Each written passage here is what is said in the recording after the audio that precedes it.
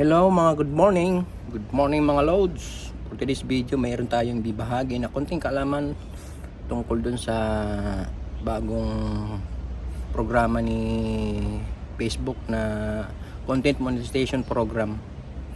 Kung kayo'y meron nito at yung iba'y wala pa, may invite pa lang, kailangan nyo malaman nyo, kailangan nyo panoorin tong ating video. Bali, konti lang naman to ating ibabahaging video. Kasi sa bagong programa ay nakapaloob yung stream ads, tapos bonuses, tapos yung reels. Ngayon pag na-invite na kayo nito, ang walang requirements doon na magkakaroon kayo ng earnings ay bonuses. For invite yun eh. Tapos yung bonuses kasi nakapaloob doon text at saka picture.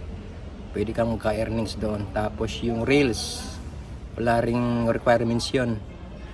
Yung pangatlo, yung long form video o stream ads, yun ang may requirements. Ibig sabihin, pag na-invite na kayo nito at hindi nyo pa nakuha yung requirements na 60k saka 5k na followers, hindi ka pa rin kayo magkaka-earnings doon sa video na long form video. Yun ang pinakamahirap na gagawin natin. Yung long form video, kailangan ma-meet mo muna lahat yung requirements doon kasi andun pa rin, implementing pa rin yung requirements doon. Yun guys, kung kayo may invite dito o kayo mag-inspect na yung mga long form video nyo o yung mga magkakaroon na ng earnings. Magkakaroon ng earnings niya pag na-meet nyo na yung criteria doon sa yung original na criteria pa rin. Kailangan pa rin yun.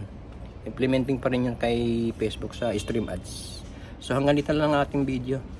Sana nakatulong sa inyo to at nabigyan ko kayo ng konting kaalaman. Thank you for watching guys.